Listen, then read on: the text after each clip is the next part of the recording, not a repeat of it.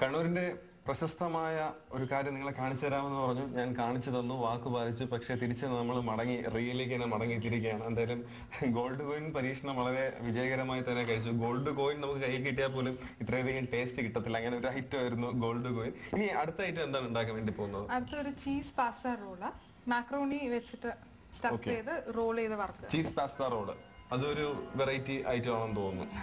Okay, അതിന് എന്തെല്ലാം ആവശ്യം? ബോയിൽ ചെയ്ത് പുഴുങ്ങിയ മാക്രോണി, അതായത് നമുക്ക് വാങ്ങിക്കാൻ കിട്ടും. അത് കുറെ എക്സ്ട്രാ വെള്ളത്തിൽ ബോയിൽ ചെയ്ത് ഒരു 15-20 മിനിറ്റ് വേണം. ഓക്കെ, 15-20 മിനിറ്റ് കുറച്ച് എണ്ണ ഒഴിച്ച്, അല്ലെങ്കിൽ അത് നമ്മൾ വെള്ളം കളയുമ്പോൾ എല്ലാം ഒട്ടിപ്പിടിക്കും. അപ്പം ഒട്ടാതിരിക്കാൻ വേണ്ടിയിട്ട് കുറച്ച് എണ്ണയും കൂടെ ഒഴിച്ച്, ഉപ്പും എണ്ണയും കൂടെ ഒഴിച്ച് ബോയിൽ ചെയ്തെടുക്കും. ഉപ്പും എണ്ണയും കൂടി ഒഴിച്ച് ബോയിൽ ചെയ്തെടുക്കുക. പിന്നെ ഇനിയും നമുക്ക് ചീസ് വേണം. Cheese, okay. ഇതിപ്പോ ഞാൻ 150 ഗ്രാംസ് എടുത്ത്, അത്രയും തന്നെ ചീസ് വേണം. ചീസ് അല്ലാതെ കടയിൽ നിന്ന് വാങ്ങിക്കുന്ന ചീസ് ആണോ? ആ, കടയിൽ നിന്ന് വാങ്ങിക്കുന്നത്. അപ്പൊ അത് നമ്മൾ ഗ്രേറ്റ് ചെയ്ത് വെച്ചു. ശരി ശരി, ഓക്കെ. പിന്നെ ചീസ് ആവശ്യമാണ്. പിന്നെ സ്പ്രിംഗ് അനിയൻ, ഓക്കെ, അതായത് ഉള്ളിയുടെ തണ്ടിനെ ചെറുതായിട്ട് അരിഞ്ഞത്, പിന്നെ വെളുത്തുള്ളി ചെറുതായിട്ട് അരിഞ്ഞത്, സോയ സോസ്, ഉപ്പും കുരുമുളകും. അപ്പോൾ ഇത്രയാണ് ഇതിന് ആവശ്യം. കോൺഫ്ലവർ ആവശ്യമാണോ? കോൺഫ്ലവർ നമ്മൾ ആ മാവ് ദോശ പോലെ ഉണ്ടാക്കിയിട്ട് ഫില്ല് ചെയ്യുന്നതിന് വേണ്ടി കോൺഫ്ലവർ. ശരി, അപ്പോൾ ഇത്രയും സാധനങ്ങളാണ് ആവശ്യം. ഇതിനി എങ്ങനെയാണ് ഉണ്ടാക്കുന്നത് നമുക്ക് നോക്കാം. ആദ്യം എന്താ ചെയ്യേണ്ടത്? ആദ്യം ഇത് നമുക്ക് എല്ലാം കൂടെ ഒരുമിച്ച് മിക്സ് ചെയ്യാം. എല്ലാം കൂടി ഒരുമിച്ച് മിക്സ് ചെയ്താൽ മതി.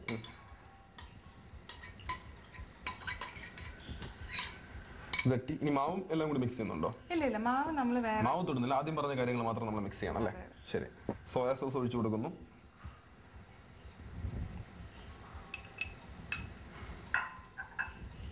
പിന്നെ ഉള്ളിത്തണ്ട് ചെറുതായിട്ട് അരിഞ്ഞതും വെളുത്തുള്ളി ചെറുതായിട്ട് അരിഞ്ഞതും അതിലേക്ക് ഇട്ട് കൊടുത്തു. ഇനി നന്നായിട്ട് ഇളക്കി കൊടുക്കുക അല്ലേ? ഇനി എന്തെങ്കിലും ചേർക്കാനുണ്ടല്ലോ? ഇനി ചീസും പിന്നെ നമ്മൾ ഉപ്പും കുരുമുളകും ചേർക്കാം. ശരി, ഇനി ചീസ് ചേർക്കാനുണ്ട്, പിന്നെ ഉപ്പും കുരുമുളകും ഇതിലേക്ക് ചേർക്കാനുണ്ട്. ചീസ് ഏറ്റവും അവസാനം ചേർത്താൽ മതി, അല്ലെങ്കിൽ നമ്മൾ ഇളക്കുമ്പോൾ എല്ലാം കൂടെ പിന്നെ ഇത് കട്ടയാവാൻ തുടങ്ങും. ചീസ് മെൽറ്റ് ചെയ്തിട്ട് ഏറ്റവും അവസാനം. ഇത് കട്ട പിടിക്കാനും പാടില്ല. അപ്പോൾ ഇത് ചീസ് അവസാനം ചേർത്താൽ മതി. കുരുമുളക് ഉപ്പും അതിന് മുമ്പ് ചേർക്കും അല്ലേ? ശരി, കുരുമുളക് ഉപ്പും ചേർത്തതിന് ശേഷം നമ്മൾ ചീസും ഏതായാലും കട്ടയാവും, അപ്പൊ കുറച്ച് കുറയ്ക്കാം. ശരി, ഏതായാലും കട്ടയാവും, അപ്പൊ എന്തായാലും കുറച്ച് കുറയ്ക്കാമെന്നാണ് അവകാശപ്പെടുന്നത് റിയ. ഇനി ഇത് ഉപ്പും കുരുമുളകും അല്ലേ? ഉപ്പ് നോക്കിയിട്ടിടണം, കാരണം ചീസിന് ഉപ്പ് ഉണ്ട്. ഈ 3ാം ക്ലാസ് പോലെ കുക്ക് ചെയ്ത് തുടങ്ങുമെന്ന് പറഞ്ഞപ്പോഴേ, കുക്ക് ചെയ്ത് പറഞ്ഞാൽ അമ്മയെ സഹായിച്ച് തുടങ്ങി. ഇപ്പോഴും പാചക കാര്യത്തിലെല്ലാം വലിയതാണ്. അപ്പം പാചക മത്സരങ്ങളിലെല്ലാം പങ്കെടുത്തിട്ടുണ്ടോ? ഉണ്ട്. കഴിഞ്ഞ വർഷം ഒരു പാചക റാണി എന്ന് പറഞ്ഞൊരു കോമ്പറ്റീഷൻ ഉണ്ടായിരുന്നു. അതിന്റെ ഫൈനൽസിലെത്തി, ഫിഫ്തായി. ഓക്കെ. ചീസും ഇട്ട് കൊടുത്തതിന് ശേഷം നമ്മൾ നല്ലപോലെ മിക്സ് ചെയ്ത് ഇപ്പൊ ചേർത്ത കാര്യങ്ങൾ എന്തെല്ലാം ചേർത്ത്? ആദ്യം നമ്മൾ ഇട്ടത് എന്താണ്? ആദ്യം നമ്മൾ പുഴുങ്ങിയ മാക്രോണി. ഓക്കെ, പുഴുങ്ങിയ മാക്രോണി ഇട്ട് കൊടുത്തു. മാക്രോണി ഇട്ട് കൊടുത്തതിന് ശേഷം സോയാ സോസ് ചേർത്തു, ഉപ്പ്, സ്പ്രിംഗ് അനിയൻ, ഉള്ളിത്തണ്ട്, അതുപോലെ തന്നെ വെളുത്തുള്ളി ചെറുതായിട്ട് അരിഞ്ഞത്. പിന്നെ അവസാനം ഇടയ്ക്കിടയ്ക്കായിട്ട് നമ്മൾ ചീസ് ഇട്ട് കൊടുത്ത് പതുക്കെ ഇളക്കി മൈദ ഒക്കെ വെച്ച് നമ്മളൊരു ദോശ പോലെ ഉണ്ടാക്കണം. മൈദയൊക്കെ വെച്ചിട്ട് നമ്മൾ ഇതിന് ദോശ പോലെ ഉണ്ടാക്കാൻ വേണ്ടി പോവാണ്. ഇപ്പൊ ദോശയ്ക്ക് കുഴക്കുന്ന പോലെ മാവ് കുഴച്ചെടുത്താൽ മതിയോ? ശരി, ആവശ്യത്തിന് വെള്ളം ഒഴിച്ച് ദോശയ്ക്ക് കുഴക്കുന്ന പോലെ മാവ് കുഴച്ചെടുക്കുക. 200 ഗ്രാം മൈദാമാവും 50 ഗ്രാം കോൺഫ്ലവറുമാണ് ഇതിലിപ്പം മിക്സ് ചെയ്ത്. ഇനി എന്തെങ്കിലും ചേർക്കുന്നുണ്ടോ? 2 മുട്ട ഇതിലേക്ക് ചേർക്കുകയാണ്. ചെറുതായിട്ടൊന്ന് ഇളക്കി കൊടുത്തതിന് ശേഷം മാത്രമാണ് അതിലേക്ക് ഒഴിക്കേണ്ടത്. മൈദാമാവ്, കോൺഫ്ലവർ, മുട്ട ചെറുതായിട്ടൊന്ന് ഇളക്കി കൊടുത്തിട്ട് ഇതിൽ ചേർക്കുക. എന്നിട്ട് നന്നായിട്ട് ഇളക്കി കൊടുക്കുക അല്ലേ? ഇനി എന്തെല്ലാം ചേർക്കണം? ആവശ്യത്തിന് കുരുമുളക്. ശരി, ഉപ്പും ആവശ്യത്തിന് കുരുമുളകും ചേർക്കുക.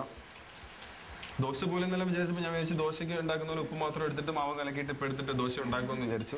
അപ്പൊ കുരുമുളകെല്ലാം ചേർത്ത ഇതാണ്. കോൺഫ്ലവർ ചേർത്തിട്ടുണ്ട്, സ്പെഷ്യലായിട്ട് മുട്ട ചേർത്തിട്ടുണ്ട്. അങ്ങനെയെല്ലാം ഉണ്ടാക്കുന്ന ഒരു ദോശ ടൈപ്പ് ആണെന്ന് തോന്നുന്നു.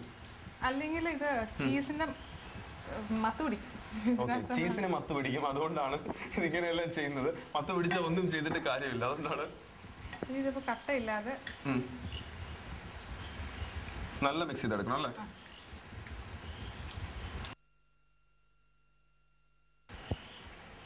ചെറുതായിട്ട് ഉണ്ടാക്കിയാൽ മതി അല്ലേ? ചെറിയ ദോശ. വളരെ ചെറിയ ദോശയാണ് ഉണ്ടാക്കുന്നത്.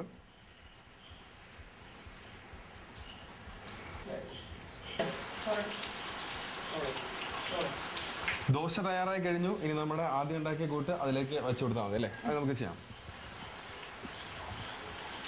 നമ്മുടെ പാത്രം എണ്ണയും ചൂടാക്കുന്നുണ്ട്. ഇത് കഴിഞ്ഞ ഉടനെ തന്നെ എണ്ണയിലിട്ട് നമുക്ക് റെഡിയാക്കി എടുക്കാമല്ലോ. കുറച്ച് വെക്കത്തുള്ളൂ അല്ലേ? കുറച്ച് മതി, അല്ലെങ്കിൽ നമ്മളിത് റോൾ ചെയ്യുമ്പോൾ പൊട്ടിപ്പോകും, ബുദ്ധിമുട്ടാവും.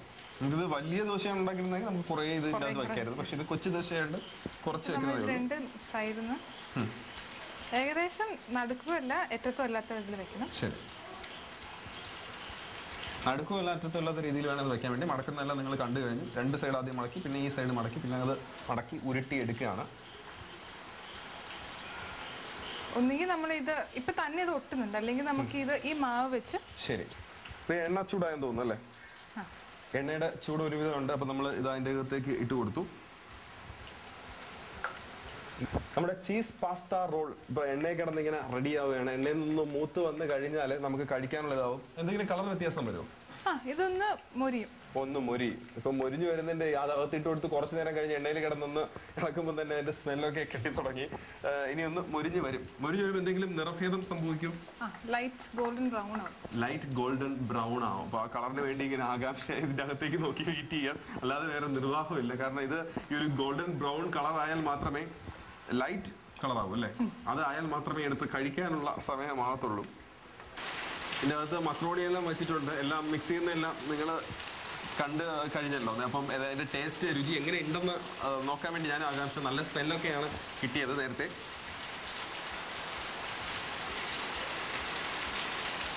ഇതെല്ലാം ഒരു സർവിംഗ് പ്ലേറ്റിലേക്ക് മാറ്റി നമുക്ക് കട്ട് ചെയ്യണമല്ലോ. ഇതിനെ കട്ട് ചെയ്യേണ്ട ആവശ്യമുണ്ട്. ഇത് കട്ട് ചെയ്യാൻ വേണ്ടി പോവാണ്. കട്ട് ചെയ്ത് സെർവ് ചെയ്യാം. വെറൈറ്റി ഡിഷസ് ആണ് റിയ പരീക്ഷിക്കുന്നതും അത് തന്നെയാണ് വീട്ടിൽ ഉണ്ടാക്കുന്നത്. ദിവസം ഓരോ ഡിഷസ് എങ്കിലും ഉണ്ടാക്കും. ഫ്രീ ആയിട്ട് കിട്ടുകയാണെങ്കിൽ ഒരു ദിവസം അപ്പം ഉണ്ടാക്കാം. ഒരു ദിവസം ഒരു ഡിഷസ് എങ്കിലും പുതുമയുള്ളത് വീട്ടിൽ പരീക്ഷിച്ച് നോക്കും. കാരണം കുക്കിങ്ങിനോട് അത്രയ്ക്ക് ഇൻട്രസ്റ്റ് ആണ്. കാരണം 3-ാം വയസ്സ് മുതൽ കുക്കിംഗ് തുടങ്ങി. കുക്കിംഗ് ഇനി ഒരു വീട്ടിൽ എന്ത് കുക്കിംഗ് ആവശ്യമുണ്ടെന്നുണ്ടെങ്കിലും അതിൻ്റെ ഒരു റെസിപ്പി അല്ലെങ്കിൽ വേറെ അടുത്തെങ്കിലും ചോദിക്കാൻ സുസജ്ജിയായിട്ട് നിൽക്കുന്നുണ്ട്.